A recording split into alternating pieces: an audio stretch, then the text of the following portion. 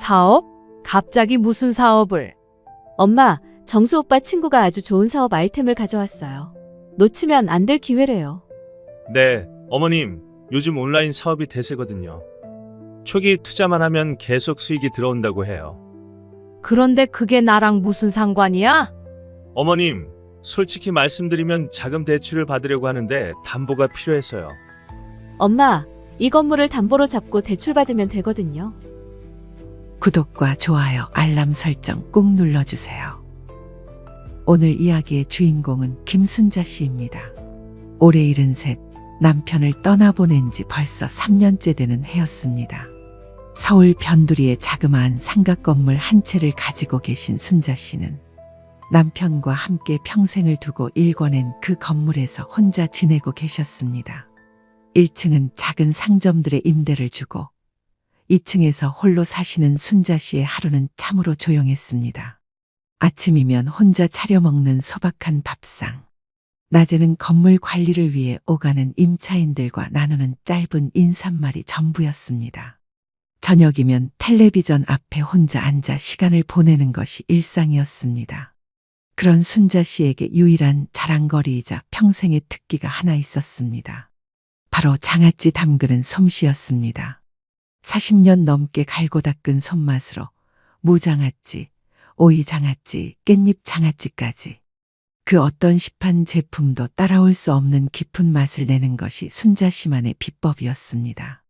어느 날 저녁, 순자 씨가 혼자 저녁을 먹고 있을 때 현관문이 열리는 소리가 들렸습니다. 45살 딸 미영이와 47살 사위 정수 씨가 함께 찾아온 것이었습니다. 어머님, 안녕하세요. 엄마, 저녁 드세요. 미리 연락 못 드려서 죄송해요. 순자 씨는 반가운 마음에 얼른 자리에서 일어났습니다. 아이고, 언제 왔니? 밥은 먹었어? 네, 엄마, 먹고 왔어요. 엄마는 혼자 계시니까 외로우시죠? 어머님, 저희가 요즘 생각해보니까 어머님께서 이렇게 혼자 계시면 너무 적적하실 것 같더라고요. 미영이와 정수 씨는 서로 눈짓을 주고받더니 조심스럽게 말을 꺼냈습니다. 엄마, 사실 저희가 오늘 온 건 말씀드릴 게 있어서 그래요. 무슨 말? 어머님, 저희가 어머님과 함께 살면 어떨까 해서요. 건물 관리도 저희가 도와드릴 수 있고 어머님도 외롭지 않으시잖아요. 순자 씨는 깜짝 놀랐습니다. 결혼한 자식이 다시 들어와 함께 살자고 하다니 요즘 세상에 흔하지 않은 일이었습니다. 정말이냐? 너희들이 나랑 같이 살겠다고? 네, 엄마, 가까이 모시고 싶어요. 이 건물도 관리할 게 많으실 텐데 저희가 도와드리면 엄마도 편하시잖아요. 네, 어머님, 임대료 관리라든지 건물 수리라든지 그런 것들 다 저희가 알아서 하겠습니다. 어머님은 편안히 쉬시기만 하시면 돼요. 순자 씨는 마음이 흔들리기 시작했습니다. 혼자 지내는 것이 외롭긴 했지만 그래도 자식들이 함께 살자고 하니 얼마나 고마운 일입니까? 그런데 너희들 아파트는 어떻게 하고? 저희 전세 계약이 곧 끝나거든요. 어차피 이사를 해야 하는 상황이에요. 어머님 건물 2층이 워낙 넓으니까 저희가 한쪽 방만 쓰면 될 것 같아요. 어머님께 패 끼치지 않게 조용히 지낼게요. 순자 씨는 잠시 생각에 잠겼습니다. 남편이 먼저 떠난 후 이 넓은 집에서 혼자 지내는 것이 참으로 쓸쓸했는데 딸 내외와 함께 살 수 있다면 얼마나 좋을까 싶었습니다. 그래, 좋다. 우리 함께 살자. 정말요, 엄마, 고마워요. 어머님, 저희가 정말 잘해드릴게요. 맛있는 것도 많이 해드리고 외롭지 않게 해드릴게요. 그렇게 해서 순자 씨는 딸 내외와 함께 살게 되었습니다. 처음에는 집안이 북적이는 것이 낯설기도 했지만 아침 저녁으로 가족의 목소리가 들리니 마음이 한결 따뜻해졌습니다. 특히 순자 씨는 자신의 자랑인 장아찌를 딸 내외에게 자주 내어주었습니다. 정성껏 담근 무장아찌와 오이장아찌를 식탁에 올릴 때마다 순자 씨의 얼굴에는 흐뭇한 미소가 번졌습니다. 이렇게 시작된 순자 씨와 딸 내외의 동거 생활. 과연 이 평화로운 일상이 계속될 수 있을까요? 순자 씨가 이 건물을 마련하게 된 건 벌써 30년 전 일이었습니다. 남편 김 씨와 함께 평생을 모은 돈으로 겨우 마련한 작은 상가 건물이었습니다. 그때는 아직 이 동네가 변두리였고 건물값도 지금처럼 비싸지 않았던 시절이었습니다. 남편과 순자 씨는 이 건물로 미영이를 대학까지 보냈고 결혼시킬 때까지 고생 끝에 낙이 왔다며 서로를 격려했었습니다. 특히 순자 씨는 이 건물 2층 한쪽 모서리에 마련한 작은 다용도실에서 늘 장아찌를 담갔습니다. 남편도 순자 씨가 담근 장아찌를 무척 좋아했었습니다. 딸 미영이는 평범한 회사원이었습니다. 대학을 졸업하고 취직해서 몇 년 다니다가 정수 씨를 만나 결혼했습니다. 정수 씨도 마찬가지로 평범한 직장인이었습니다. 둘이 합쳐도 월급이 그리 넉넉하지 않아서 서울 외곽의 전세 아파트를 얻어 신혼살림을 차렸었습니다. 결혼 초기에는 미영이가 자주 친정에 놀러 왔었습니다. 올 때마다 순자 씨가 담근 장아찌를 가져가곤 했습니다. 엄마, 이 무장아찌 정말 맛있어요. 정수 오빠도 엄마 장아찌 엄청 좋아해요. 그래? 그럼 더 가져가거라. 어차피 나 혼자 다 못 먹어. 어머님, 정말 솜씨가 대단하세요. 시중에서 파는 거랑은 비교가 안 돼요. 그때만 해도 정수 씨는 순자 씨에게 깍듯하게 예의를 지켰습니다. 순자 씨도 사위가 참 괜찮다고 생각했었습니다. 하지만 시간이 지나면서 미영이 내외의 방문 횟수는 점점 줄어들었습니다. 한 달에 한 번 오던 것이 2달에 한 번, 그러다가 명절이나 생일 때만 오게 되었습니다. 그러던 중 순자 씨에게도 사돈어른을 만날 기회가 생겼습니다. 미영이의 결혼 2주년을 맞아 양가 부모가 함께 식사를 하자고 정수 씨가 제안한 것이었습니다. 그날 만난 정수 씨의 어머니 박 씨는 순자 씨와는 사뭇 다른 분위기였습니다. 옷차림부터가 고급스러웠고 말투에서도 여유가 느껴졌습니다. 아이고, 사부인, 오늘 이렇게 뵙게 되어서 반갑습니다. 저야말로 그동안 인사도 제대로 못 드려서 죄송했습니다. 뭘요? 저희 정수가 미영이 덕분에 얼마나 행복해하는지 몰라요. 정말 좋은 따님 두셨어요. 식사를 하는 동안 박 씨는 자연스럽게 자신의 형편을 내비쳤습니다. 저희는 서울에 작은 상가 몇 개 있어서 그걸로 연명하고 있어요. 요즘 임대료가 워낙 올라서 임차인들이 힘들어하는 모양이던데 어쩔 수 없죠 뭐. 어머니께서는 부동산 안목이 정말 좋으셔서 일찍부터 서울 쪽에 투자하셨거든요. 와, 대단하세요. 저희 엄마는 한 채밖에 없는데. 그때 순자 씨는 괜히 위축되는 기분이 들었습니다. 같은 건물주라고 해도 규모가 이렇게 다를 줄은 몰랐었습니다. 아, 사부인께서도 건물 운영하고 계시는군요. 요즘 같은 때는 직접 관리하기가 쉽지 않으시죠? 네, 그냥 작은 건물이라 별거 아니에요. 그래도 부동산은 부동산이죠. 앞으로 더 오를 테니까 잘 가지고 계세요. 식사를 마치고 헤어질 때 박 씨는 정수 씨에게 무언가를 귓속말로 전했습니다. 순자 씨는 그게 무슨 내용인지 궁금했지만 묻지는 않았습니다. 그 후로 미영이 내외는 더욱 바빠 보였습니다. 정수 씨가 회사 일이 많아졌다고 했고 미영이도 승진 때문에 야근이 잦다고 했습니다. 순자야, 자식들이 바쁘긴 하지만 그래도 좀 자주 와야 하는 거 아니야?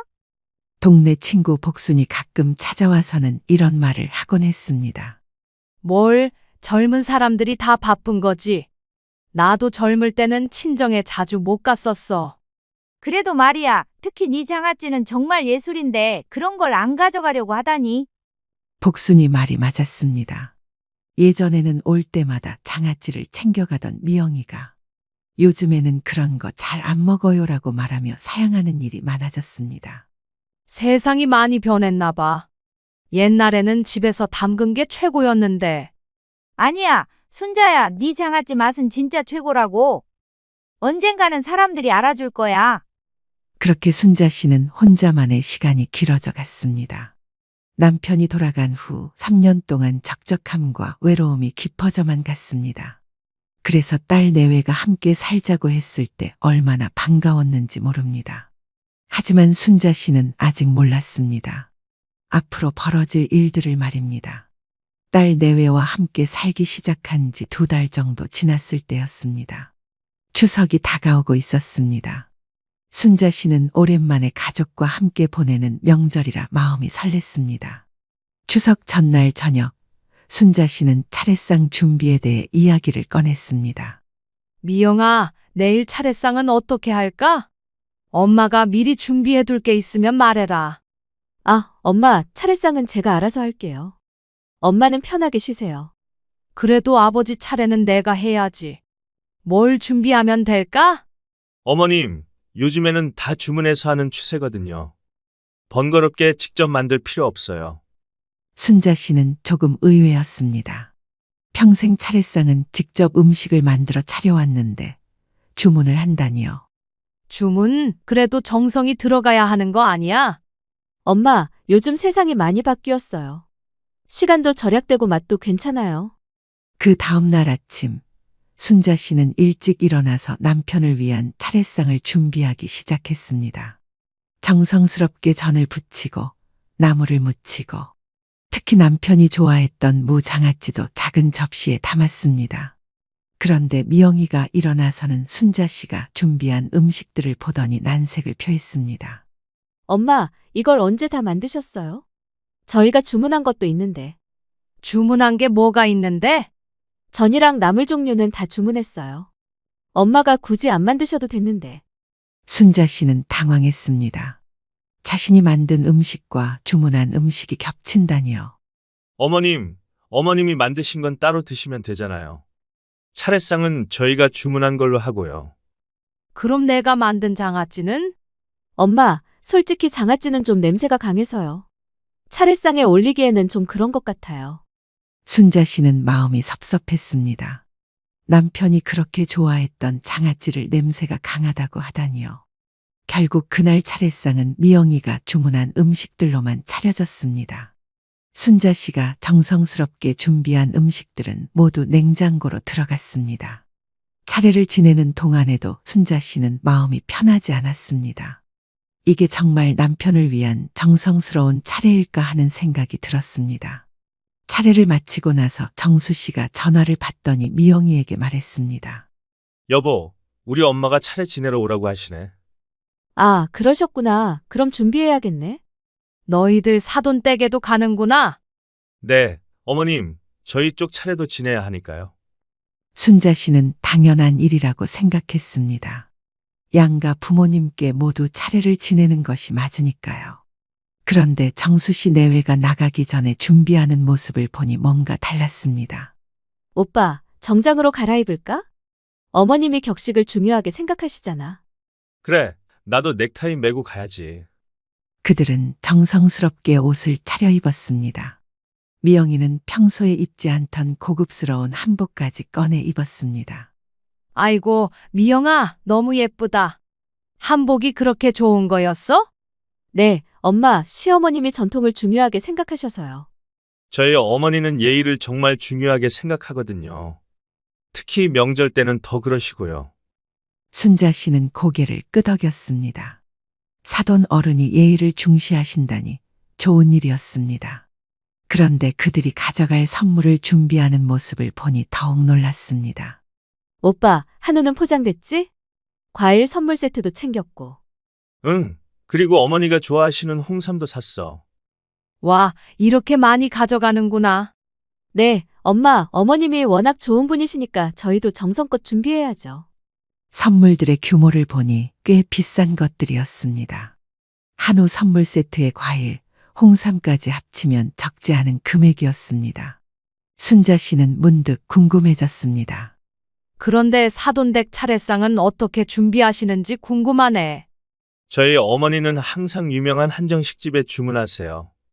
정말 화려하게 차리시거든요. 네, 엄마, 정말 대단하세요. 상차림도 전문가가 와서 해주시고요. 순자 씨는 점점 위축되는 기분이 들었습니다. 자신이 아침 일찍부터 정성스럽게 준비한 소박한 차례상과는 차원이 다른 이야기였습니다. 정수 씨 내외가 출발하고 나서 순자 씨는 혼자 남겨진 차례 음식들을 정리하며 생각에 잠겼습니다. 같은 차례를 지내는 것인데 왜 이렇게 격차가 날까요? 저녁이 되어서야 그들이 돌아왔습니다. 둘 다 기분이 좋아 보였습니다. 어떻게 다녀왔니? 엄마, 정말 좋았어요. 음식도 맛있고 분위기도 화려했어요. 어머니가 엄청 좋아하셨어요.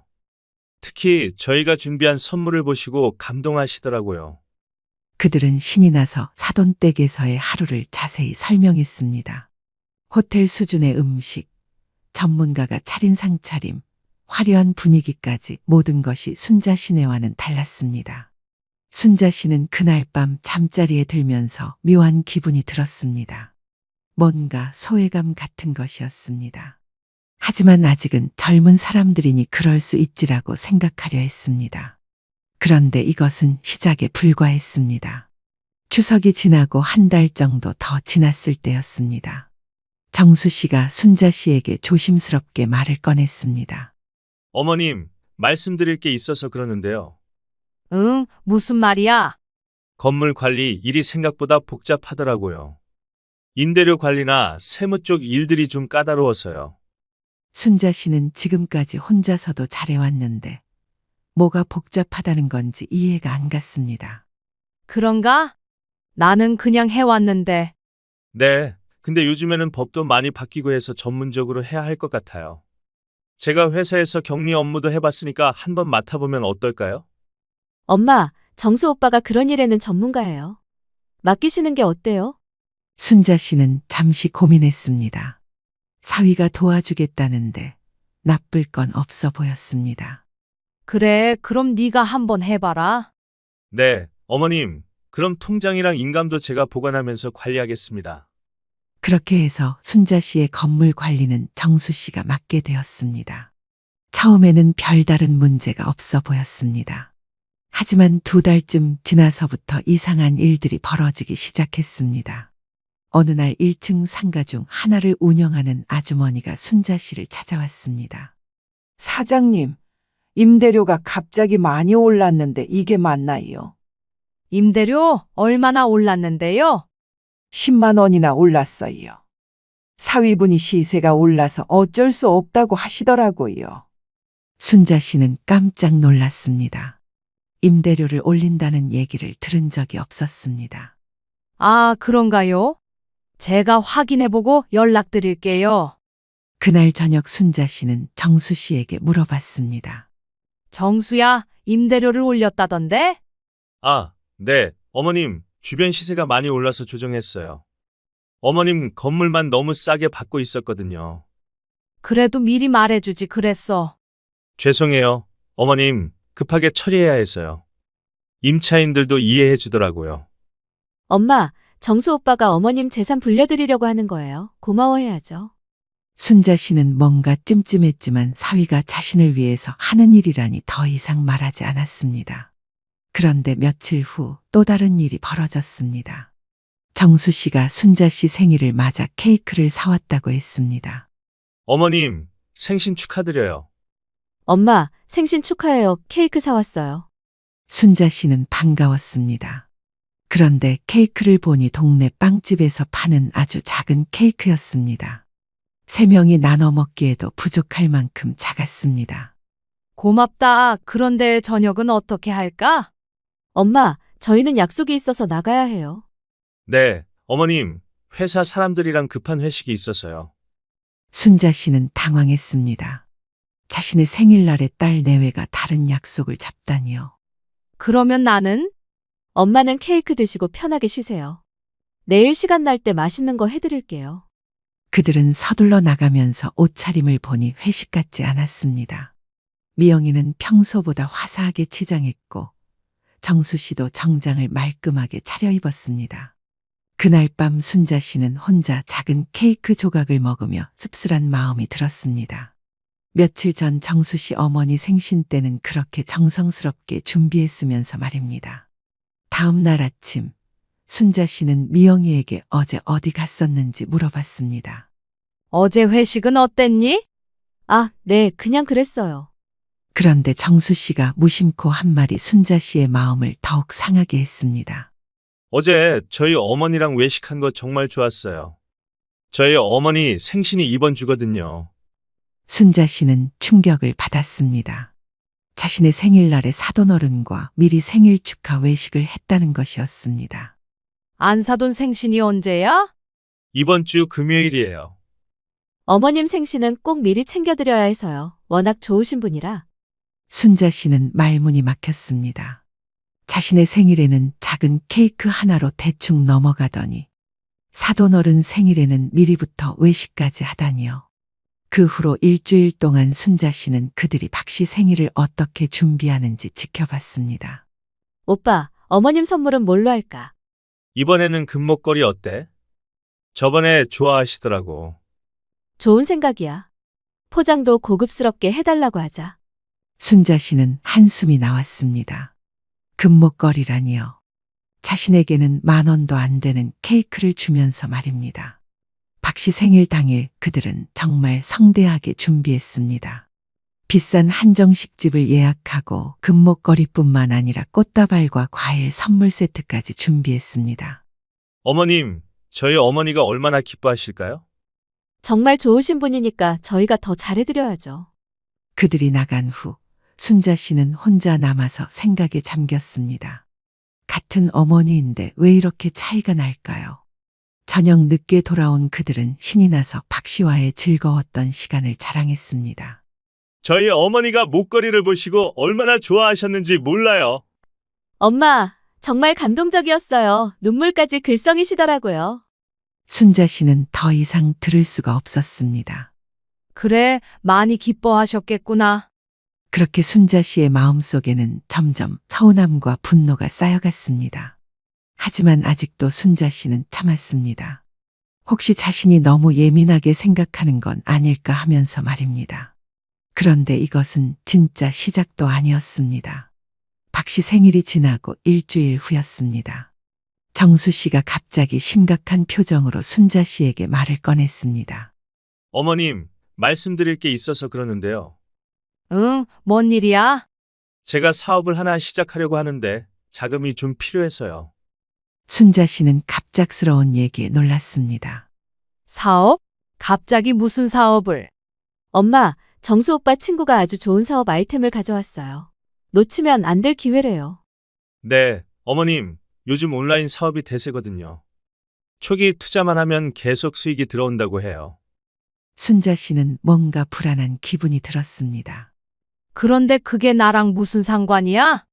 어머님, 솔직히 말씀드리면 자금 대출을 받으려고 하는데 담보가 필요해서요. 엄마, 이 건물을 담보로 잡고 대출받으면 되거든요. 순자 씨는 깜짝 놀랐습니다. 자신의 건물을 담보로 잡겠다니요.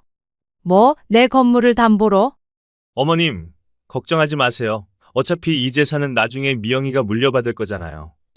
미리 활용하는 거라고 생각하시면 돼요. 맞아요. 엄마, 어차피 제가 물려받을 건데 지금 활용해서 더 불려놓으면 좋잖아요. 순자 씨는 할 말을 잃었습니다. 자신이 살아있는데 벌써 유산 얘기를 하다니요. 그래도 함부로 담보 잡는 건 위험하지 않을까? 어머님, 제가 장담합니다. 이 사업은 절대 실패할 수 없어요. 몇 달만 지나면 원금의 이자까지 다 갚을 수 있어요. 엄마, 정수 오빠를 믿어보세요. 그동안 건물 관리도 얼마나 잘해줬어요. 순자 씨는 고민에 빠졌습니다. 사위를 믿어야 할까요? 아니면 거절해야 할까요? 좀 더 생각해 볼게. 어머님, 기회는 지금뿐이에요. 너무 오래 생각하시면 다른 사람한테 넘어가요. 그날 밤 순자 씨는 잠이 오지 않았습니다. 한편으로는 사위를 도와주고 싶기도 했지만 다른 한편으로는 불안한 마음이 들었습니다. 새벽 2시쯤이었습니다.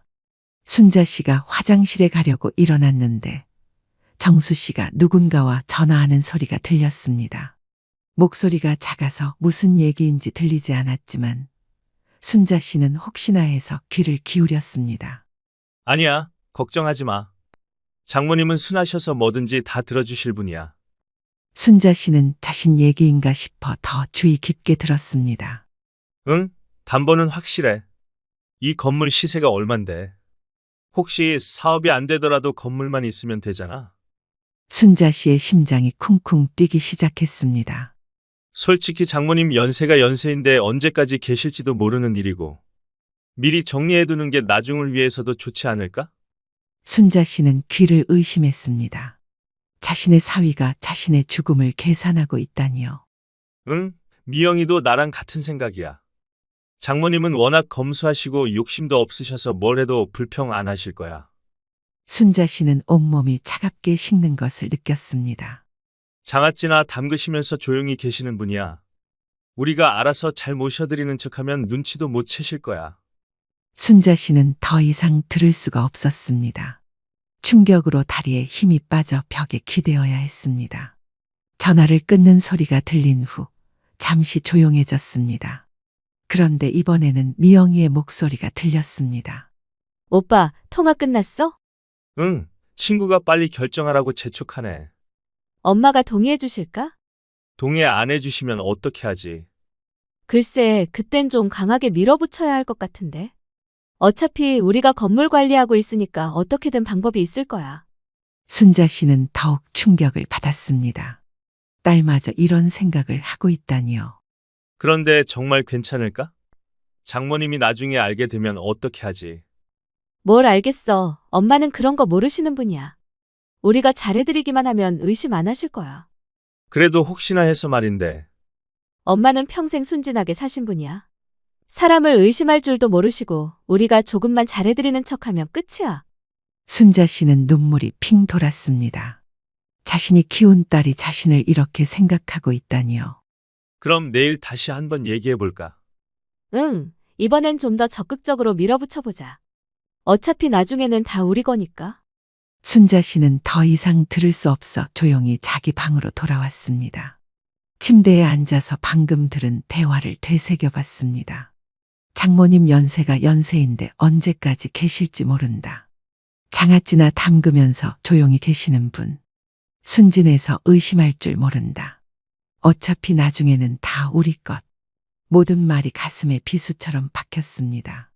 평생을 애지중지 키운 딸과 10년 넘게 사위로 모신 정수 씨가 자신을 이렇게 생각하고 있었다니요. 순자 씨는 그날 밤 한잠도 자지 못했습니다. 분노와 슬픔 그리고 배신감이 뒤섞여 가슴이 터질 것 같았습니다. 하지만 동시에 한 가지는 확실해졌습니다. 이제 더 이상 속고 살 수는 없다는 것이었습니다. 다음 날 아침 순자 씨는 어떻게든 평소와 다름없는 모습을 보이려 애썼습니다. 하지만 마음속은 온통 어둠뿐이었습니다.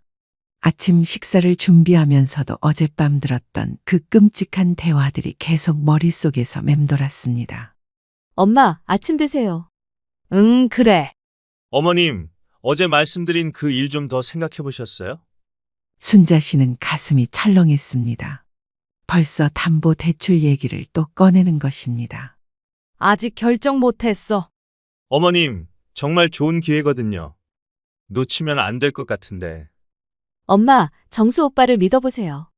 그동안 우리한테 얼마나 잘해줬는데요? 순자 씨는 그들의 가식적인 모습이 이제는 역겨웠습니다. 어젯밤까지만 해도 자신을 순진하다, 의심할 줄 모른다고 비웃던 바로 그 입으로 지금은 달콤한 말을 하고 있었습니다. 조금 더 시간을 줘. 네, 어머님. 하지만 너무 오래는 기다릴 수 없어서요. 그날 하루 종일 순자 씨는 집안에서 혼자 지냈습니다. 딸 내외는 출근하고 없었지만 순자 씨는 마음이 편하지 않았습니다. 오후에 동네 친구 복순이가 찾아왔습니다. 순자야, 얼굴이 왜 이렇게 안 좋아? 무슨 일 있어? 아니야, 그냥 잠을 못 잤어. 요즘 딸 내외랑 잘 지내지? 같이 살면 좋긴 하지만 힘든 점도 있을 텐데. 순자 씨는 복순이에게 털어놓고 싶었지만 차마 입이 떨어지지 않았습니다. 그냥저냥 지내지 뭐. 그런데 순자야, 네 장아찌 정말 맛있는데 요즘도 담그고 있어? 응, 가끔 담그지. 언젠가 말했지만 너 그 솜씨로 장사해도 대박 날 거야.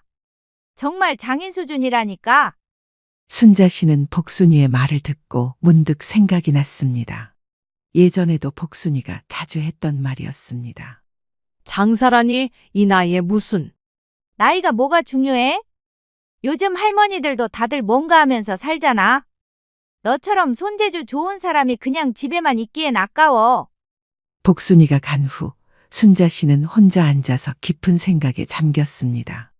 지금까지는 딸 내외에게 의지해서 살아가려고 했는데 그들이 자신을 이렇게 생각하고 있다면 더 이상 여기 있을 이유가 없었습니다. 저녁이 되어 딸 내외가 돌아왔습니다. 어머님, 오늘 하루 어떻게 보내셨어요? 그냥 집에 있었어. 엄마, 어제 말씀드린 그 일은 어떻게 생각하세요? 순자 씨는 그들의 재촉하는 모습을 보며 더욱 확신했습니다. 이들은 정말로 자신의 재산만 노리고 있었습니다. 좀 더 생각해 볼게. 어머님, 솔직히 말씀드리면 시간이 별로 없어요. 내일까지는 결정해 주셔야 할 것 같은데. 맞아요. 엄마, 너무 늦으면 기회를 놓쳐요. 순자 씨는 그들의 압박이 점점 노골적으로 변하는 것을 느꼈습니다. 알겠어. 내일 답을 줄게. 그날 밤 순자 씨는 또다시 잠을 이루지 못했습니다. 하지만 이번에는 어젯밤과는 다른 종류의 생각들이 머릿속을 가득 채웠습니다. 이대로 당하고만 있을 수는 없다. 내 인생을 내가 결정해야 한다. 복순이 말이 맞다. 나도 뭔가 할 수 있어. 새벽이 되자 순자 씨의 마음속에는 하나의 계획이 서서히 윤곽을 드러내기 시작했습니다. 먼저 해야 할 일은 이 건물을 팔아버리는 것이었습니다. 그들이 탐내는 것을 아예 없애버리는 것이죠. 그리고 그 돈으로 자신만의 새로운 인생을 시작하는 것이었습니다. 아침 일찍 순자 씨는 조용히 외출 준비를 했습니다. 엄마, 어디 가세요? 응, 잠깐 동네 한 바퀴 돌고 올게. 어머님, 그 일은 오늘 결정해 주시는 거죠? 응, 돌아와서 얘기하자. 순자 씨는 집을 나서면서 마음속으로 다짐했습니다. 이제 더 이상 그들의 계획에 휘둘리지 않겠다고 말입니다. 첫 번째로 향한 곳은 동네에서 가장 큰 부동산 중개업소였습니다. 사장님, 건물 매매 상담 받을 수 있나요?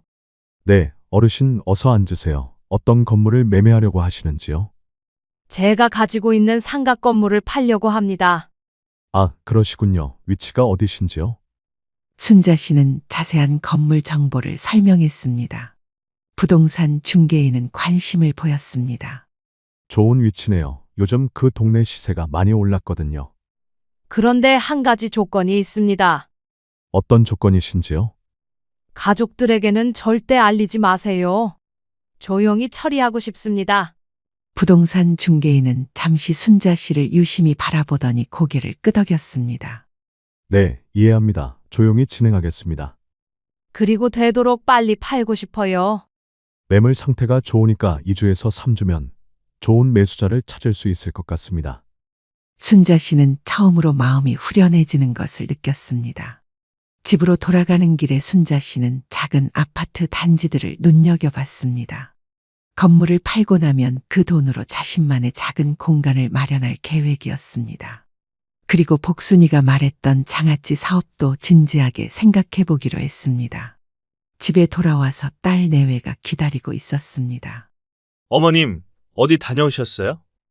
응, 바람 좀 쐬고 왔어. 엄마, 그래서 결정은 어떻게 하셨어요? 순자 씨는 그들을 똑바로 쳐다봤습니다. 아직 좀 더 생각해 볼게. 어머님, 정말 오늘이 마지막이에요. 그럼 내 답은 안 된다, 야. 딸 내외의 얼굴이 순간 굳어졌습니다. 엄마, 왜 그러세요? 그냥 내 생각이 그래. 순자 씨는 이제 그들의 진짜 모습을 보고 싶었습니다. 과연 어떻게 나올까요? 순자 씨가 담보 대출을 거절하자 딸 내외의 태도는 급격히 변했습니다. 어머님, 왜 그러세요? 이유라도 말씀해 주세요. 엄마, 저희를 믿지 못하시는 거예요? 믿고 안 믿고의 문제가 아니야. 내 건물을 그냥 마음이 내키지 않아. 어머님, 그럼 저희는 어떻게 하라는 말씀이세요? 순자 씨는 그들의 당황한 모습을 보며 묘한 기분이 들었습니다. 평소와는 전혀 다른 모습이었습니다. 엄마, 이 사람이 얼마나 좋은 기회라고 했는데. 좋은 기회든 뭐든 내가 싫다고 하면 그만이야. 너희들이 사업을 한다고 하는데 내가 꼭 이 건물을 담보로 대출까지 받아줘야 하는 거니? 그게 당연한 게 아니잖아. 그들은 더 이상 말하지 못하고 씁쓸한 표정으로 자기들 방으로 들어갔습니다.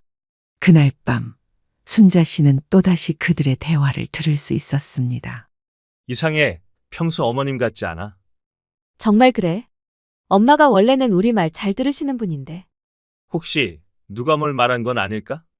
설마 엄마는 친구도 별로 없으시고.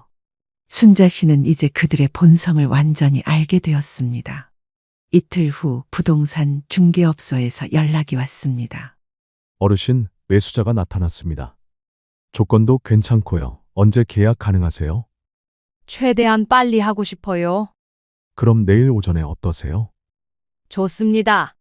순자 씨는 마침내 결정적인 순간이 왔다는 것을 느꼈습니다.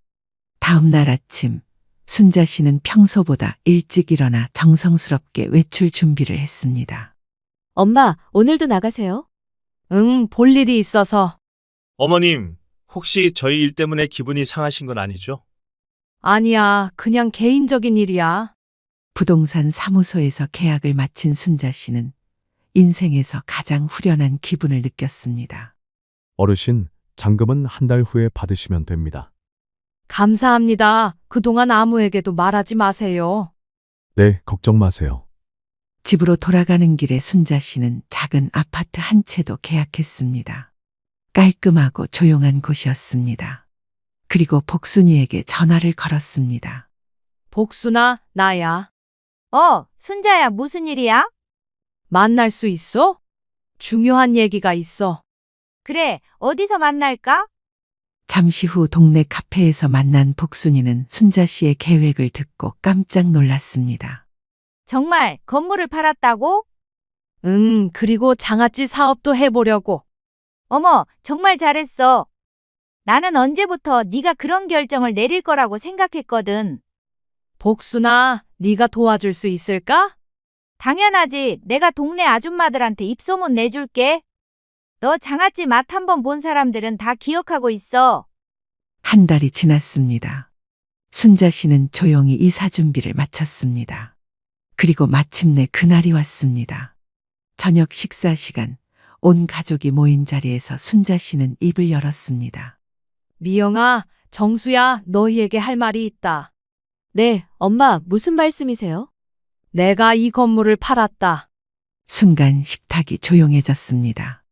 정수 씨는 숟가락을 떨어뜨렸고 미영이는 눈이 커졌습니다. 네? 뭐라고 하셨어요? 이 건물을 팔았다고 했어. 오늘 잔금까지 다 받았어. 엄마, 설마 농담하시는 거죠? 농담할 일이 아니지. 그리고 너희는 일주일 안에 나가. 미영이는 얼굴이 하얗게 질렸습니다. 엄마, 갑자기 이게 무슨 일이에요? 왜 저희한테 상의도 안 하고? 상의? 내 재산을 팔겠다는데 왜 너희한테 상의를 해야 해? 어머님, 그럼 저희는 어디로 가라는 말씀이세요? 그건 너희들이 알아서 할 일이야. 정수 씨는 당황해서 어쩔 줄 몰라 했습니다. 어머님, 저희가 뭘 잘못했는지 말씀해 주세요. 순자 씨는 그들을 차가운 눈으로 바라봤습니다. 잘못한 게 뭔지 정말 모르겠어? 엄마, 정말 모르겠어요. 저희가 엄마한테 뭘 잘못했다고. 그럼 내가 말해줄게. 장모님 연세가 연세인데 언제까지 계실지 모른다. 장아찌나 담그면서 조용히 계시는 분이다. 순진해서 의심할 줄 모른다. 이런 말들 기억나? 딸 내외의 얼굴이 순간 새파랗게 변했습니다. 어머님, 그건 그건 뭐 변명할 거야? 엄마, 저희가 언제 그런 말을. 거짓말까지 하는구나. 내가 다 들었어. 너희들이 전화하면서 나를 어떻게 생각하는지 다 들었다고. 미영이는 울음을 터뜨렸습니다. 엄마, 오해예요. 저희는 정말 엄마를 위해서. 나를 위해서? 내 건물을 담보 잡겠다는 게 나를 위해서야? 어머님, 정말 죄송합니다. 저희가 잘못 생각했어요. 이제 와서 사과해봤자 소용없어. 내 결정은 이미 끝났어. 순자 씨는 자리에서 일어났습니다. 그리고 나는 내일부터 새로운 집에서 살 거야. 장아찌 사업도 시작할 거고, 엄마, 혼자서 무슨 사업을. 복순이가 도와주기로 했어. 그리고 이미 주문도 몇 개 들어왔어. 정수 씨는 마지막으로 애원했습니다. 어머님, 다시 한 번만 기회를 주세요. 기회는 이미 너희들이 날려버렸어. 이제 각자 자기 길 가자. 순자 씨는 그들을 뒤로 하고 방으로 들어갔습니다. 밖에서 딸 내외가 울면서 이야기하는 소리가 들렸지만 순자 씨는 더 이상 신경 쓰지 않았습니다. 마침내 진짜 자신의 인생이 시작되는 것이었습니다. 그로부터 1년이 지났습니다. 순자 씨의 삶은 완전히 바뀌었습니다. 새로 이사한 작은 아파트에서 시작한 장아찌 사업은 복순이의 도움으로 처음에는 동네 아주머니들 사이에서 입소문이 났습니다. 순자야, 벌써 이번 주 주문이 20가구나 했어. 정말 이렇게 바쁠 줄 몰랐어. 너 장아찌는 진짜 예술이야. 한번 맛본 사람들은 다 단골이 되더라. 순자 씨는 매일 새벽부터 밤늦게까지 장아찌를 담갔습니다. 하지만 힘들지 않았습니다. 자신이 좋아하는 일을 하면서 돈까지 벌 수 있다는 것이 신기했습니다. 석 달 후에는 주문이 너무 많아져서 작은 상가를 임대했습니다. 순자네 장아찌라는 간판을 달고 정식으로 가게를 열었습니다. 8달이 지나자 복순이의 손녀가 온라인으로도 주문을 받을 수 있게 도와주었습니다. 순자 씨는 온라인 일은 손녀에게 맡기고 본인은 장아찌 만드는 일에만 집중했습니다. 할머니, 온라인 후기 좀 보세요. 다들 정말 맛있다고 하네요. 정말? 내가 인터넷에서도 유명해졌다고? 네, 이제 전국에서 주문이 들어와요. 1년 가까이 지나서는 지역 방송국에서 취재 요청이 왔습니다. 순자 씨는 방송에 나가서 자신의 장아찌 만드는 과정을 보여주었습니다. 방송이 나간 후 주문이 폭증했습니다. 순자 씨는 직원도 2명이나 고용해야 했습니다. 그리고 마침내 대형 백화점에서 입점 제의가 왔습니다. 사장님, 저희 백화점 지하 식품관에 입점하시면 어떨까요? 백화점이요? 제가 그런 곳에 들어갈 수 있을까요? 물론입니다. 요즘 전통 발효식품이 인기거든요. 특히 할머님 같은 장인의 제품은 아주 귀하죠. 1년이 되는 날, 순자 씨는 복순이와 함께 조촐한 축하 자리를 가졌습니다. 순자야, 정말 대단해. 이제 백화점에까지 들어가고. 누가 이럴 줄 알았겠어? 나도 이 나이에 사업가가 될 줄은 몰랐어. 그런데 미영이네는 어떻게 지내고 있어? 연락 없어? 한 번도 연락 안 왔어. 뭐 그게 당연하지. 그런데 바로 그날 저녁, 순자 씨의 가게에 예상치 못한 손님들이 찾아왔습니다. 딸 미영이와 사위 정수 씨였습니다. 하지만 1년 전과는 완전히 다른 모습이었습니다. 미영이는 살이 많이 빠져서 인상이 변했고, 정수 씨는 머리가 많이 휘어져 있었습니다. 엄마, 순자 씨는 그들을 보고도 표정 하나 변하지 않았습니다. 어쩐 일로 왔니? 어머님, 저희가 정말 잘못했습니다. 그들은 순자 씨 앞에 무릎을 꿇었습니다. 엄마, 미안해요. 저희가 정말 못된 짓을 했어요. 일어서 다른 손님들 보는데 창피하게. 하지만 그들은 일어나지 않았습니다. 어머님, 저희가 그동안 얼마나 힘들었는지 모르세요. 엄마, 저희 정말 후회하고 있어요. 엄마가 얼마나 대단한 분인지 이제야 알겠어요. 순자 씨는 그들을 차가운 눈으로 내려다봤습니다. 그래서 뭐? 이제 와서 잘못했다고 하면 다 용서해달라는 거야? 어머님, 저희가 회사도 그만두고 사업도 망했어요. 정말 갈 곳이 없어요. 엄마, 저희 좀 도와주세요. 이 가게에서 일하게 해주세요. 순자 씨는 한번 크게 웃었습니다. 일하게 해달라고? 너희들이 그토록 무시하던 장아찌 가게에서? 엄마, 정말 죄송해요. 저희가 얼마나 바보였는지 알겠어요. 어머님, 저희가 어머님 장아찌 비법 좀 배울 수 있을까요? 저희도 이 일 해보고 싶어요. 순자 씨는 더 이상 참을 수 없어서 웃음을 터뜨렸습니다. 비법을 배우고 싶다고? 예전에는 요즘 누가 그런 걸 먹냐고 하더니 그들의 얼굴이 더욱 창백해졌습니다. 엄마, 저희가 정말 잘못 생각했어요. 미영아, 정수야, 너희들한테 할 말이 있어. 순자 씨는 의자에 앉으며 그들을 똑바로 쳐다봤습니다. 나는 이제 너희들이 필요 없어. 나 혼자서도 충분히 잘 살 수 있어. 어머님, 그리고 이 가게에는 너희들이 들어올 자리가 없어. 내가 믿을 수 있는 사람들과 일하고 있거든. 엄마, 그럼 저희는 어떻게 하라는 거예요? 그건 너희들이 알아서 할 일이야. 내가 왜 책임져야 해? 순자 씨는 자리에서 일어났습니다. 그리고 다시는 여기 오지 마. 내 새로운 인생에 너희들이 끼어들 자리는 없어. 딸 내외는 더 이상 할 말이 없어서 절망한 표정으로 가게를 나갔습니다. 순자 씨는 그들이 사라진 후 가게 문을 닫고 깊은 숨을 쉬었습니다. 그날 밤 집에 돌아온 순자 씨는 거울 앞에 앉았습니다.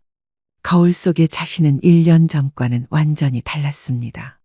눈빛에는 자신감이 넘쳤고 얼굴에는 생기가 돌았습니다. 김순자, 참 잘했어.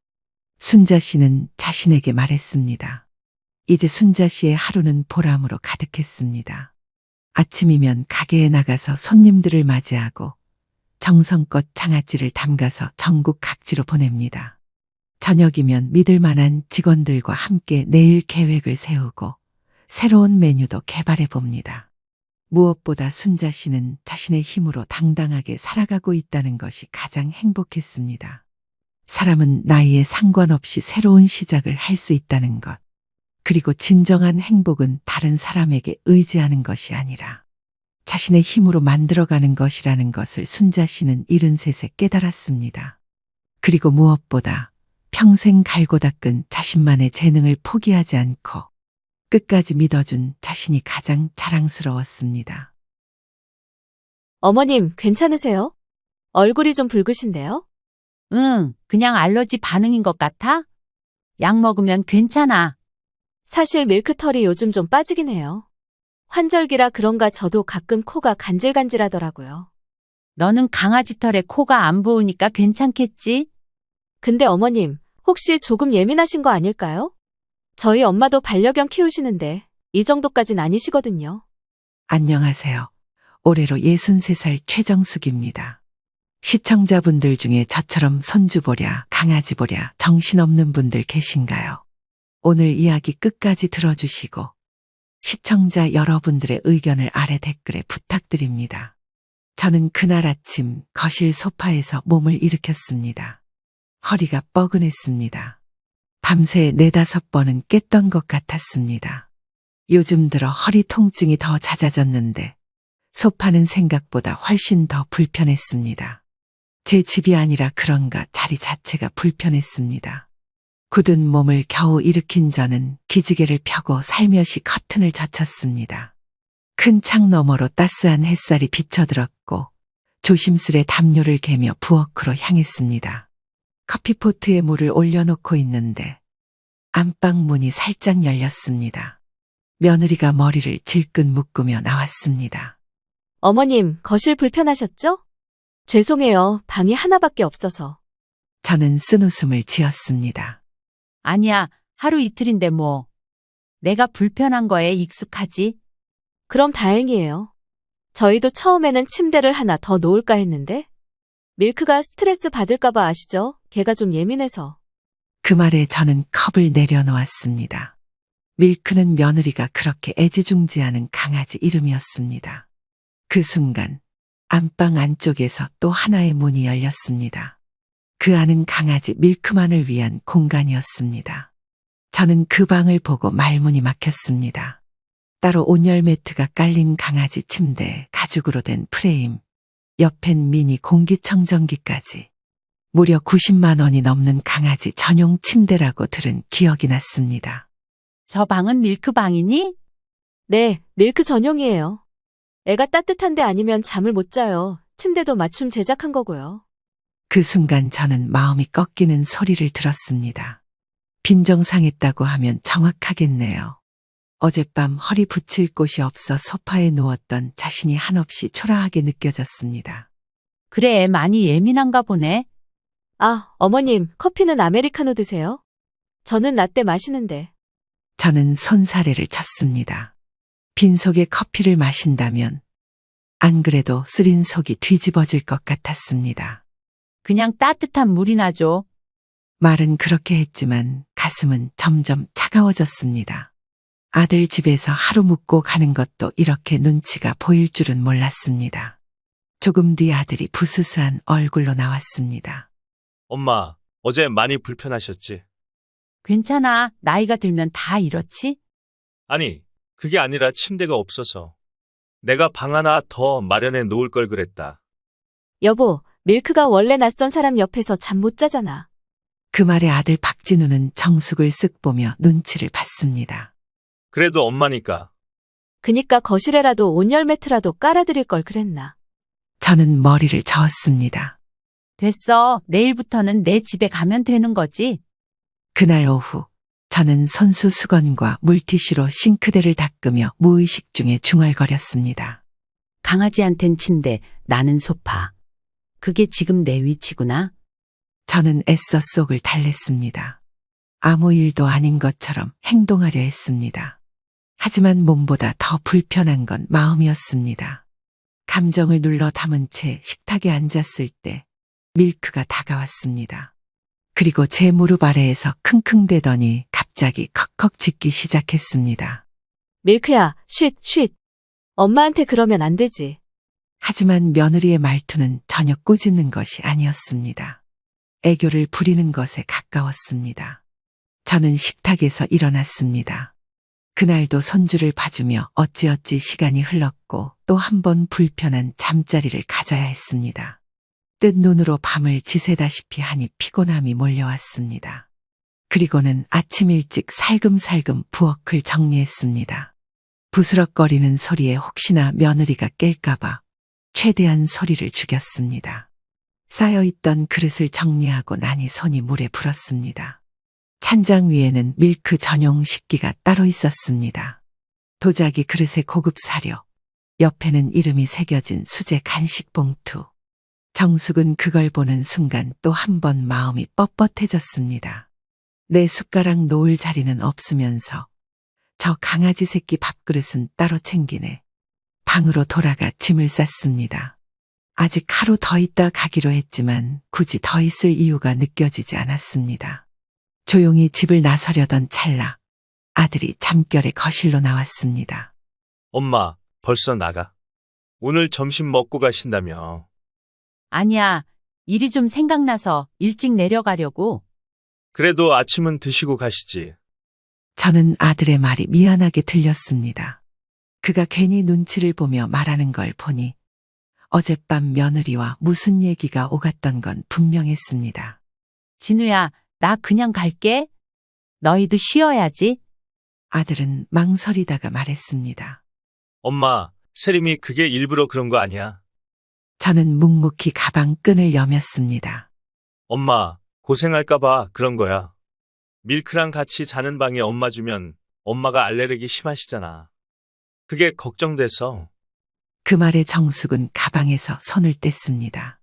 아들의 말끝이 흐려졌습니다. 그러던 중 며느리가 방에서 나왔습니다. 머리를 질끈 묶고 유리컵에 생수를 따르며 자연스럽게 거실로 다가왔습니다. 어머님, 아직 안 나가셨어요? 응, 가려다 진우가 잡네. 사실은 어제 그 얘기 하려다 못했는데 소파가 더 편하실까 싶어서요. 방에선 밀크가 잘 못 자요. 스트레스 받아서. 그렇구나.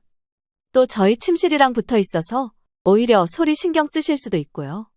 잠기 밝으시다면서요. 그 말에 저는 이건 배려였어요라는 뜻을 단단히 얹은 걸 느꼈습니다. 저는 표정이 굳어지기 시작했지만 애써 감추기 위해 노력했습니다. 그래, 나야 어디서든 잘 자니까. 소파가 불편하셨다면 죄송해요.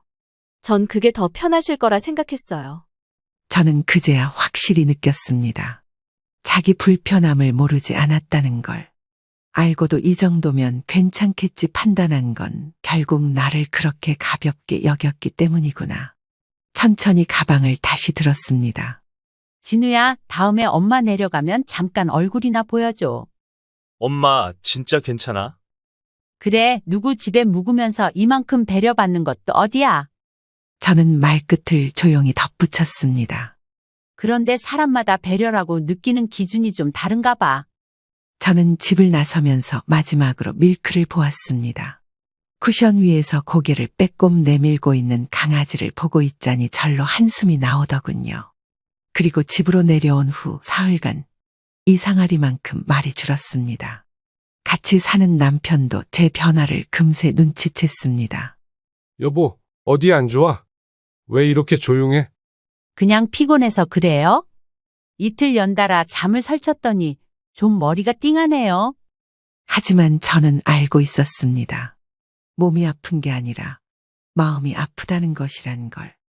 남편에게 애써 티내지 않기 위해 괜찮은 척 하느라 힘들었습니다. 그날 이후로도 아들은 몇 번 전화를 걸어왔습니다. 그중 한 번은 밀크가 배탈이 났다며 병원 다녀왔다는 이야기였습니다. 설사 3번 하니까 세림이가 바로 병원 데려가더라. 검사까지 했는데 이상은 없대. 그래 강아지도 탈이 날 수는 있지. 그 말은 그렇게 넘겼지만 마음 한켠에서 무언가 또 쌓였습니다. 그리고 며칠 뒤 동네 친구들과 점심을 먹던 중이었습니다. 같은 교회 권사이자 손자 자랑으로 유명한 지인 김명자가 갑자기 SNS 사진을 보여주었습니다. 이거 봐. 우리 은순의 강아지가 쓰는 침대야. 너희 집은 개 안 키우니까 모르지? 이게 요즘 애견 맞춤 침대래. 저는 휴대폰 속 사진을 힐끗 봤습니다. 어디서 많이 본 디자인이었습니다. 방석처럼 생겼지만 하단은 라텍스 프레임에 온열 기능이 내장되어 있었고 양쪽엔 턱처럼 솟은 가드가 있었습니다. 옆에 있는 캡션에는 89만 원이 넘는 가격이 붙어 있었습니다. 저는 그 가격을 보고 놀라 손에 든 젓가락이 멈췄습니다. 그건 분명히 그날 봤던 밀크가 쓰던 침대였습니다. 저는 조심스럽게 말했습니다. 그거 요즘은 다 저런 걸로 해주나 봐요? 무슨 강아지 침대가 사람 침대만큼 비싸대? 요즘 반려견은 자식이잖아. 손자보다 더 받들어 모셔. 우리 은수도 그래.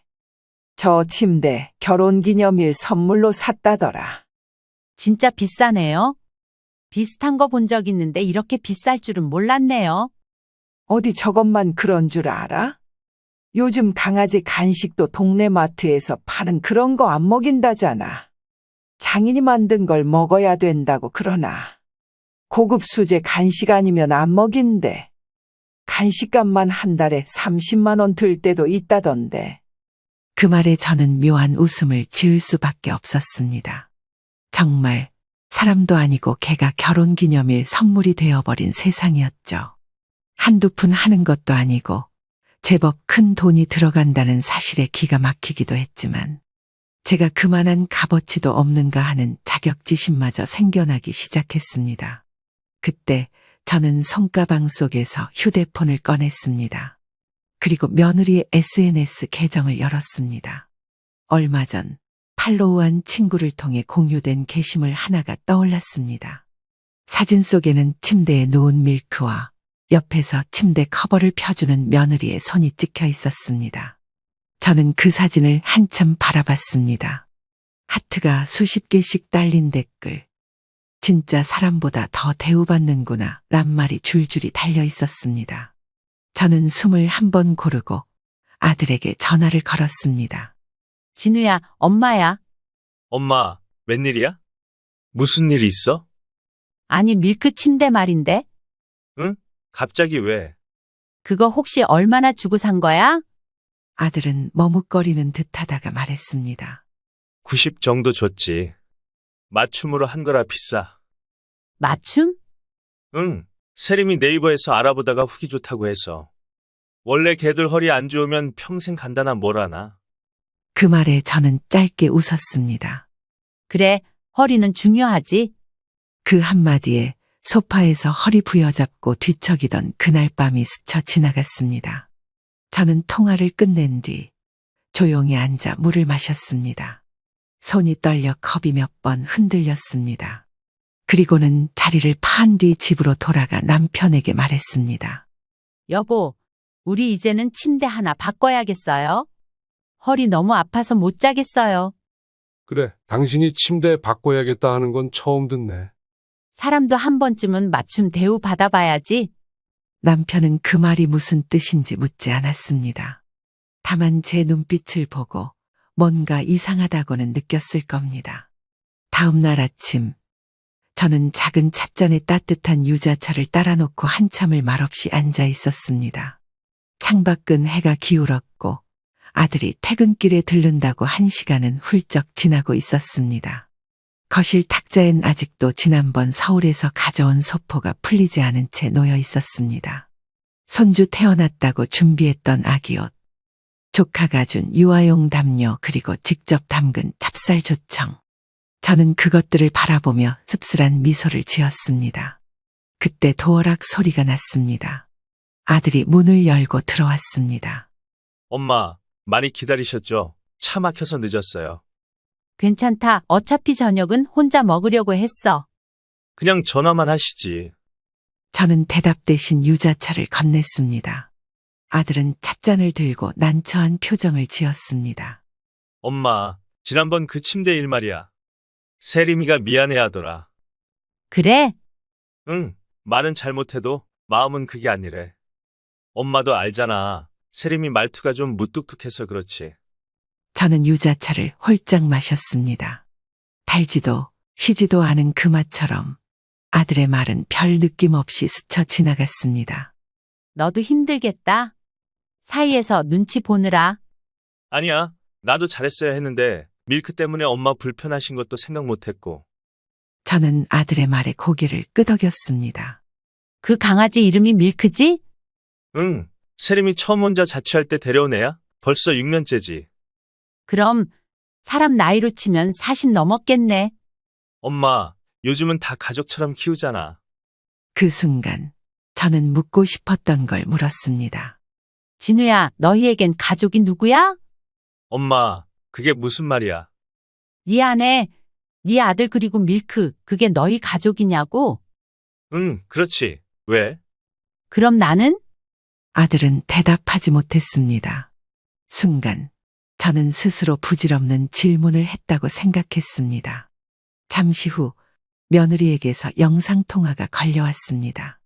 아들이 받자 화면에 밀크가 나타났습니다. 여보, 밀크 오늘 산책 2번 했어. 어머님 계세요? 응, 지금 옆에 앉아 계셔. 안녕하세요. 어머님, 밀크가 오늘 유모차 처음 탄 날이에요. 어머님도 다음에 같이 나가요. 너무 귀엽죠? 저는 화면 속 강아지가 유모차에 앉아 입을 낼름대는 모습을 멍하니 바라봤습니다. 사람이 타는 유모차와 거의 흡사한 것을 타고 있는 강아지가 정말 팔자가 좋구나 싶었죠. 하지만 웃는 얼굴에 침을 뱉을 수 없는 법, 며느리의 말에 살며시 미소를 지으며 답했습니다. 응, 그래. 잘 키웠네. 저희는 밀크가 첫째예요. 밀크 없었으면 저희 결혼 초반 진짜 힘들었을 거예요. 맞아. 얘 덕분에 서로 말도 많이 하고 정서적으로 안정된 거야. 강아지 키워보시면 어머님도 아실 텐데. 그 말에 저는 천천히 말을 이었습니다. 나는 알레르기 있어서 못 키워봤지. 같이 있으면 숨이 차고 눈이 간지러워. 맞아요. 그이가 그러더라고요. 저도 그래서 어머님 오시면 밀크 친정에 맡기려고 했어요. 됐어. 그럴 것까지야. 내가 안 가면 되지. 영상통화는 어색하게 마무리됐습니다. 아들은 조심스레 말을 꺼냈습니다. 엄마, 세림이 정말 노력하고 있어. 그 사람도 엄마한테 잘하고 싶어 해. 그래, 알겠어. 그치만 그 노력의 방향이 어딘지 모르겠구나. 저는 더 이상 듣고 싶은 이야기도 없고 불필요한 시간 같아서 자리에서 일어났습니다. 나 피곤해서 좀 쉬어야겠다. 너도 이제 그만 가봐. 저녁이라도. 괜찮아. 배 안 고파. 그 작은 강아지가 사람보다 먼저 인사받고, 먼저 잠자고, 먼저 배려받는다는 사실. 그 사실이 이해가 되면서도 서운하기 그지없었습니다. 내가 너무 옛날 사람인가? 아니면 이 집이 너무 새로운 건가? 하지만 그 어떤 집이라 해도 사람을 소파에 재우고 강아지를 침대에 눕히는 행동은 이해할 수 없었습니다. 저는 다시 아들 집에 가기로 결심했습니다. 100일을 맞은 손주 얼굴 한번 보자는 남편 말에 마음이 흔들렸던 겁니다. 잠깐 다녀오자. 1~2시간만 보고 나오면 되잖아. 응, 손주는 보고 싶지. 저는 미리 병원에서 알레르기 약을 처방받았습니다. 멀쩡하던 사람도 밀크와 한 공간에 있으면 눈이 간지럽고 숨이 차곤 했으니까요. 서울에 도착하자 며느리가 반갑게 맞았습니다. 어머님, 올라오시느라 고생하셨어요. 주영이 웃음 참 예뻐졌어요.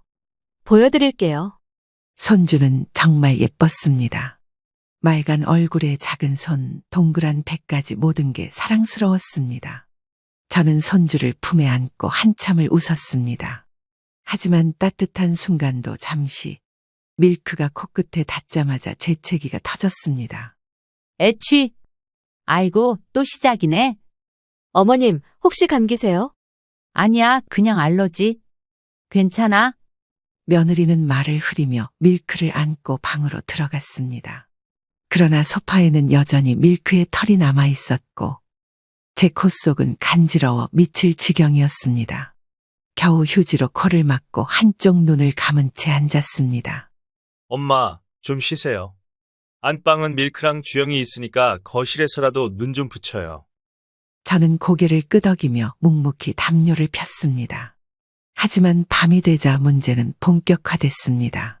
먼저 가려움이 시작됐고 이어 콧물과 재채기가 밤새 이어졌습니다. 에어컨은 강하게 틀어져 있었지만 오히려 차가운 바람이 코를 자극했습니다. 어휴, 내가 왜 또 왔지? 저는 그날 밤 3시간도 채 못 자고 앉아 있었습니다. 거실 조명은 꺼져 있었지만 밀크의 움직임은 계속됐습니다. 작은 발소리, 목덜미 긁는 소리, 그리고 털 날리는 느낌. 그 모든 게 거대한 스트레스였습니다. 다음 날 아침, 저는 눈을 비비며 화장실로 향했습니다. 거울을 보니 양볼엔 발진이 올라 있었고 목덜미는 붉게 부어 있었습니다. 식탁에 앉아있자 며느리가 나왔습니다. 어머님, 괜찮으세요? 얼굴이 좀 붉으신데요? 응, 그냥 알러지 반응인 것 같아? 약 먹으면 괜찮아. 사실 밀크털이 요즘 좀 빠지긴 해요. 환절기라 그런가 저도 가끔 코가 간질간질하더라고요. 너는 강아지 털에 코가 안 부으니까 괜찮겠지? 근데 어머님, 혹시 조금 예민하신 거 아닐까요? 저희 엄마도 반려견 키우시는데 이 정도까진 아니시거든요. 그 말에 저는 말하지 않았습니다. 말문이 막히는 기분이었습니다. 예민하다는 그 말에 그 어떤 행동도 모든 게 제 탓이라는 것만 같았죠. 아들이 주방에서 나와 상황을 살폈습니다. 엄마, 많이 가려워? 약 좀 더 드릴까? 괜찮아, 약 안 먹어도 돼. 어머님, 오늘도 주영이 잠깐 맡아주시고 가시겠어요? 밀크랑 같이 산책도 잠깐 다녀와야 해서요. 저는 대답을 하지 않았습니다. 지금 이 상태에서 손주를 봐주기엔 몸이 더는 버텨주지 못할 것 같았습니다. 저는 도저히 참을 수 없는 가려움에 화장실로 들어가 물로 얼굴을 적셨습니다. 눈가가 붉게 충혈돼 있었고 목덜미엔 두드러기 같은 자국이 심하게 부어오르기 시작했습니다. 몸이 먼저 말하네. 이 집은 내 자리가 아니라고. 찬물로 적신 물수건을 올려두면 가라앉을까 싶어 한참을 그러고 있었습니다. 점심시간, 저는 차에 올랐습니다. 며느리 준다며 과일을 사러 나갔던 남편이 금방 돌아왔고 잠시라도 더 있다가는 탈이 날 것 같아서 집으로 가기 위해서였습니다. 제 얼굴을 보더니 남편이 말했습니다. 얼굴이 왜 이렇게 부었어? 약 안 먹은 거야? 약 먹었지? 근데도 이러네. 좀 지켜봐야지. 차 안에선 한마디도 하지 않았습니다. 창밖만 바라보며 조용히 입술을 깨물고 있었습니다. 서울 도심이 멀어질수록 목의 가려움도 서서히 가라앉는 것 같았습니다. 그날 밤, 저는 다시는 밀크와 같은 공간에서 자지 않겠다고 결심했습니다. 다음 날 아침, 저는 동네 병원을 찾았습니다. 피부 알러지가 계속 가라앉질 않아 진료를 다시 받아야 했습니다. 의사는 약하게 부어오른 손목을 살피며 말했습니다. 이 정도면 접촉성 알러지 반응이 반복된 거예요. 특히 동물 털 같은 거 계속 노출되면 만성화됩니다. 고개를 끄덕였습니다. 예전보다 더 심해진 것 같아서요. 저번에 강아지 있는 집에서 하루 잤는데 그 뒤로 이렇네요. 어제 약을 먹었는데도 계속 이 상태예요. 가려운 건 좀 멎었는데 부어오르니 신경도 쓰이고요. 처방전을 들고 약국에 들렀습니다. 3달치 알러지 약과 연고, 영양제까지 포함한 금액은 10만 원 가까이 되었습니다. 예전엔 크게 생각하지 않았던 비용이었지만 그날따라 손이 망설여졌습니다. 약 봉투를 들고 나오는 길, 아들에게 전화를 걸었습니다. 진우야, 엄마야. 응? 엄마, 병원 다녀오셨어? 응, 약까지 타니까 10만 원이더라. 이번엔 좀 심해서 영양제도 샀어. 이번에 용돈 보내면서 조금 더 보내라. 엄마가 부담이 되네. 저도 참 못할 짓이었지만 괜시리 아들에게 심술을 부리고 싶었습니다. 너희가 키우는 개 때문에 이렇게 됐으니 책임지라는 무언의 압박이었죠. 아들은 당황한 기색을 숨기지 못했습니다. 아, 그래? 알겠어. 근데 잠깐만. 지금 세림이 옆에 있어서. 저는 묘한 기분이 들었습니다. 늘 보내주던 용돈 이야기를 하는데 왜 며느리 눈치를 보나 싶었습니다. 저녁 무렵 아들에게서 다시 전화가 왔습니다. 이번엔 스피커폰이었고 며느리의 목소리가 바로 들렸습니다. 어머님, 저희가 낮에 정신이 없어서 연락을 이제야 드려요. 병원 다녀오시고 뭐래요? 약 드셔야 하는 거예요? 응, 그냥 알러지 약. 그런데 이번에는 좀 심해서 영양제도 먹어야 할 것 같아서 샀지. 그이가 요즘 카드 결제 많아서 그런지 좀 걱정이 돼서요. 밀크 간식도 정기 배송 신청해놔서 그것도 빠져나가거든요. 그 말에 저는 말문이 막혔습니다. 간식 정기 배송, 그건 진작에 알고 있었습니다. 지난번 방문했을 때 집 현관에 놓인 박스를 보았거든요. 간식 정기 배송은 자동이체고 엄마 약값은 번거롭구나. 저는 쏘아붙이듯 말을 건넸습니다. 왠지 모르게 오기가 생기더라고요. 그런 뜻이 아니었어요. 그냥 저희도 가게가 빠듯해서요. 이해해주세요, 어머님. 엄마, 내가 따로 챙길게. 너무 그렇게 생각하지 마. 저는 더 말하지 않았습니다. 대화는 거기서 끝났습니다. 사실 병원비나 약값이 얼마가 들었던 간에 문제가 될 건 없었습니다. 하지만 지난번에도 그렇고 자신을 자꾸 개보다 못한 사람으로 만드는 것 같다는 사실에 속이 쓰라리더라고요.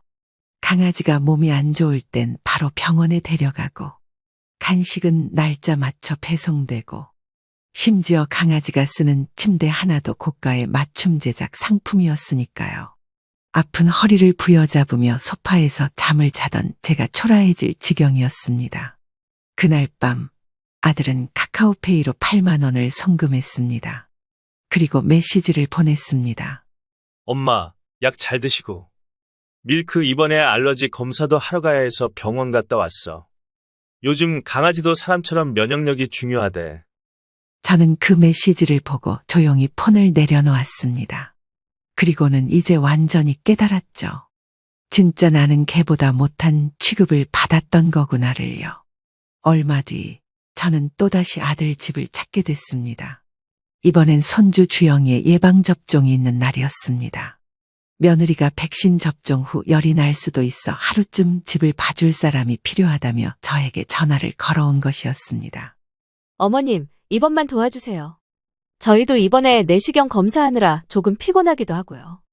여러모로 죄송해요. 저는 선뜻 말이 나오지 않았습니다. 이제껏 아들네 집에 다녀올 때마다 몸이 상했던 기억이 선명했기 때문이었습니다. 하지만 손주 얼굴에 떠오른 미소를 떠올리며 결국 가기로 했습니다. 집에 도착한 날, 밀크는 여전히 부리부리한 눈으로 저를 바라보다 이불 위로 올라갔습니다. 거실 소파엔 밀크 털이 아직도 성성하게 남아 있었습니다. 집안 곳곳에 털이 묻어 있었고 심지어 제가 신고 온 양말에는 그새 밀크의 털이 가득했습니다. 저는 말없이 소독 티슈로 그것들을 닦아냈습니다. 그리고 알러지약을 먼저 챙겨 먹었습니다. 그날 밤 밀크의 침실 옆 거실에서 저는 잠을 이루지 못했습니다. 이번엔 증상이 더 심했습니다. 눈이 가렵고 콧속은 막혔고 손목엔 벌겋게 부어오른 발진이 퍼지기 시작했습니다. 아휴, 진짜 못 참겠다. 소파에서 일어난 저는 세면대에 얼굴을 씻으려 했습니다. 그런데 손목 안쪽까지 붉게 부어오른 걸 보자 순간 겁이 났습니다. 부엌에서 얼음팩을 찾아 팔에 올려봤지만 시원함은 오래가지 않았습니다. 잠시 뒤 부스럭거리는 소리에 아들이 거실로 나왔습니다. 엄마, 무슨 일이야? 왜 안 주무셔? 팔이 너무 간지럽고 아파서 눈도 너무 붓고 약 먹었는데도 이래. 이거 알러지 심하신 거 아니야? 병원 가봐야 되는 거 아니야? 응급실이라도 가야겠다. 지금은 너무 가려워서 못 참겠어. 며느리는 방에서 나왔습니다. 어머님, 괜찮으세요? 밀크가 혹시 어머님 근처에 누웠나요? 아니, 걔가 옆에 있지 않아도 이래. 그냥 공기만 닿아도 그런가 봐. 요즘 털 빠지는 계절이라 그래요. 어머님이 예민하게 반응하시는 듯해요. 저는 그 말을 듣고도 참았습니다.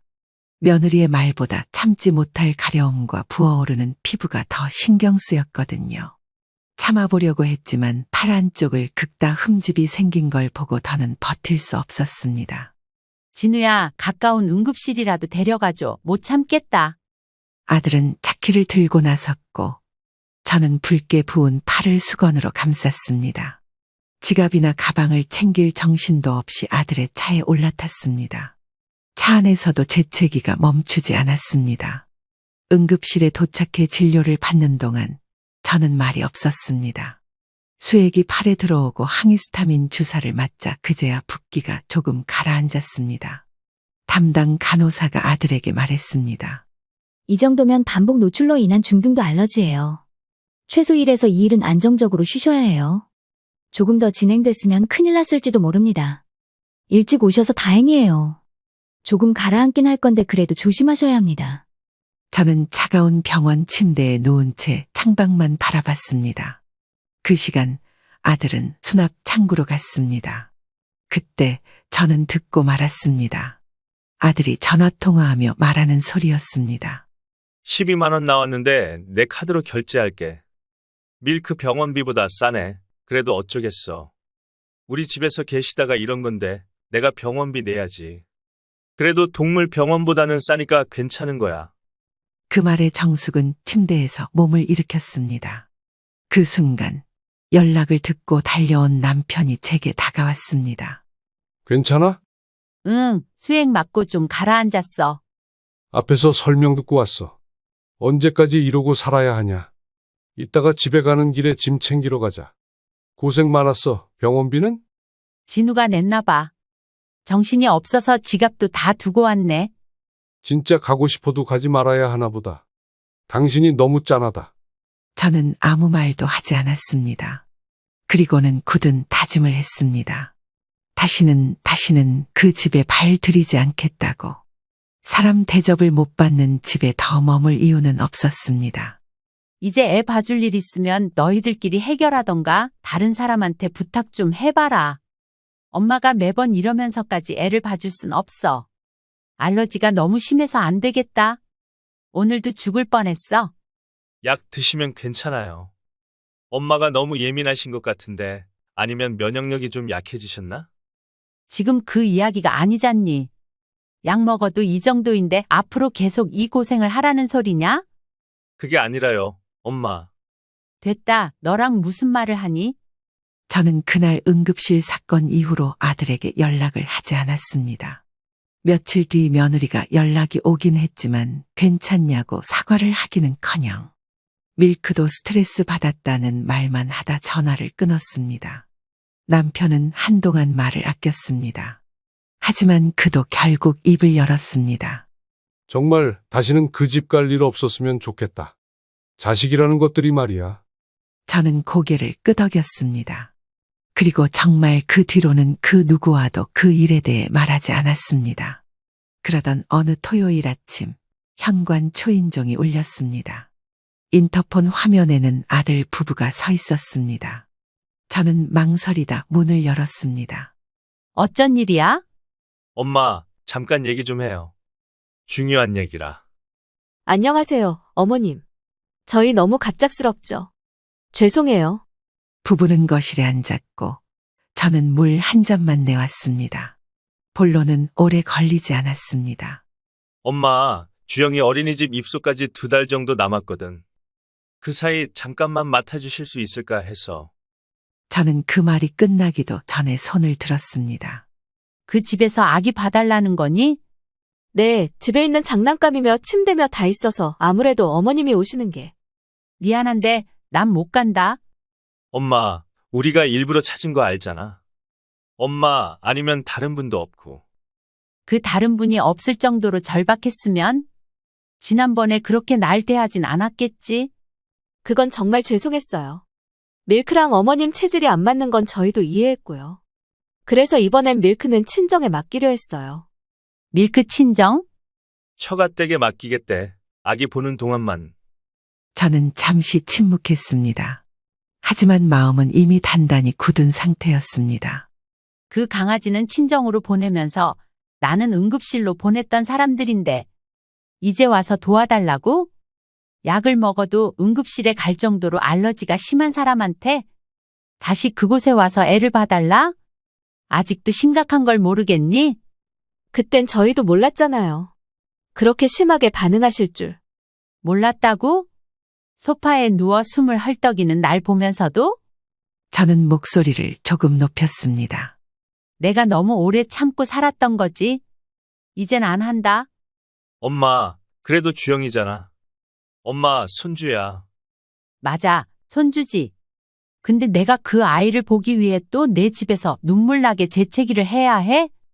아기만 봐주시면 밀크는 안 데려오겠다는 건데요. 아기만 봐주면? 너희가 날 사람으로 대했다면 이런 방식으로 부탁하지는 않았겠지. 걔보다 못한 취급을 받으면서 해달라는 건 다 해줘야 하고. 내가 왜 그래야 하니? 저는 자리에서 천천히 일어나 주방에서 손에 쥐고 있던 약봉투 하나를 가져왔습니다. 지난번 진료 후 받은 알레르기 약봉투였습니다. 이거 그날 맞고 온 주사 영수증이야.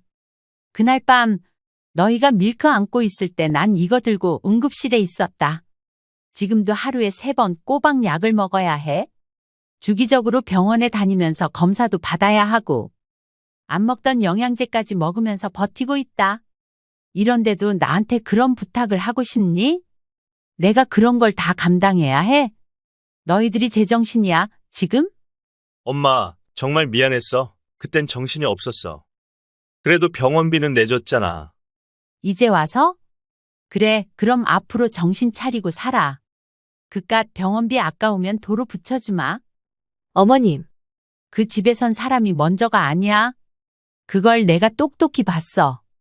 저는 두 사람을 바라보며 마지막으로 말했습니다. 밀크 데리고 잘 살아.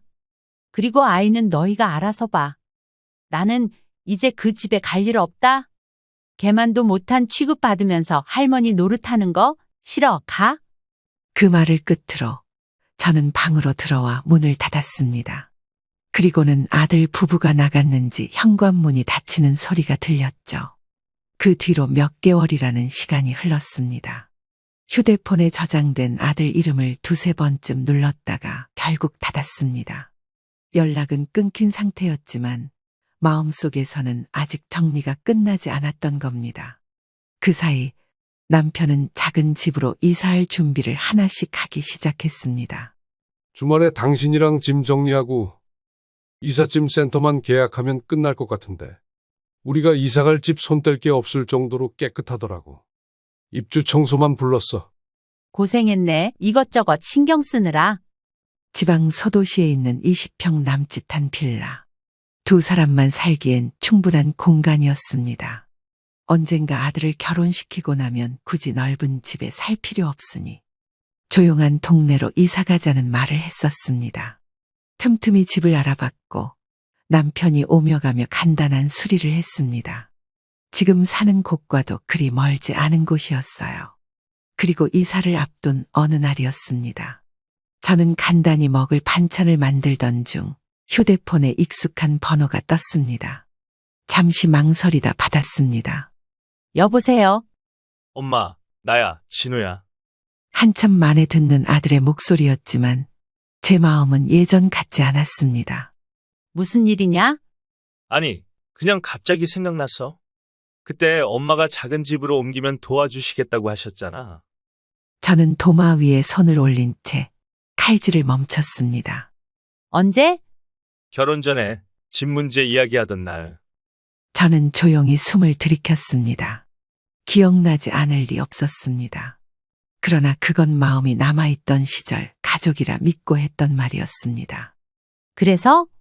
이번에 둘째도 생각 중이고 우리도 이제 좀 자리 잡으려면 안정이 필요해서. 혹시 그때 말씀이 아직 유효하신가 해서. 진우야, 그날 병원에서 네가 뭐라 했는지 기억나니? 엄마, 그 얘긴 그만하자. 미안했어. 밀크 병원비보다 싸네라고 네가 말했어. 그때 엄마는 침대에서 가려움에 떨고 있었고 밀크는 집에서 따뜻한 이불 속에 있었지. 그 강아지가 널 낳아준 엄마보다 소중해? 엄마가 그렇게 개만도 못한 사람이니? 잠시 침묵이 흘렀고 아들은 할 말을 찾지 못했습니다. 그땐 정말 몰랐어. 그냥 이젠 좀 다르게 해보려고 했던 거야. 늦었어. 네가 무슨 말을 하던 엄마는 안 들을래. 그러니까 이제 우리 둘은 그날 물에 빠져 죽은 셈 치자. 넌 너희 가족 잘 챙기고 나는 내 노후나 챙기면서 살게. 엄마, 그렇게까지는? 그렇게까지 할 만큼의 일은 너희가 이미 했어. 할 말을 마친 저는 전화를 끊었습니다. 그리고 차단 목록에 아들 번호를 올렸습니다. 그날 밤 남편과 나란히 식탁에 앉아 간단한 저녁을 먹었습니다. 김치찌개가 유독 맛있게 느껴졌습니다. 전화 왔었지? 응, 돈 이야기더라. 우리 작은 집으로 이사 가면 돈 보태주겠다고 말했던 거 그거 유효하냐고 전화 왔더라고. 이젠 그런 소리에도 화가 안 나지? 응, 그냥 이제 끝났다 싶더라. 그래서 그냥 이미 할 만큼 했다고 서로 없는 셈 치고 살자고 했지. 그게 차라리 속 편할 거야. 저는 고개를 끄덕이며 미소를 지었습니다. 서운함도 분노도 다 내려놓고 구분하는 법을 익힌 사람이 된 기분이었습니다. 그렇게 저는 마음의 문을 닫아버렸습니다. 어찌 보면 별것도 아닌 일로 그런다고, 유난을 떤다고 할 수도 있겠습니다. 하지만 나이가 들어서 그런지 다른 사람도 아니고 아들과 며느리에게 개만도 못한 취급을 받으니 마음의 상처가 깊더라고요.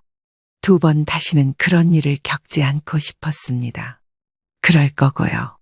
알러지 때문이 아니라 제 인생이 조금이라도 비참해지는 꼴은 더 이상 보기가 싫네요. 앞으로는 남편과 함께 남은 노후라도 편하게 보낼 생각입니다. 스스로 닫아버린 마음의 문이 언제 다시 열릴지 모르겠지만 여러분도 혹여나 저와 비슷한 상황에 처하셨다면 단호하게 행동하시길 바라겠습니다. 시청자 여러분, 오늘 이야기 어떠셨나요? 여러분들의 생각과 경험을 아래 댓글에 공유해 주세요.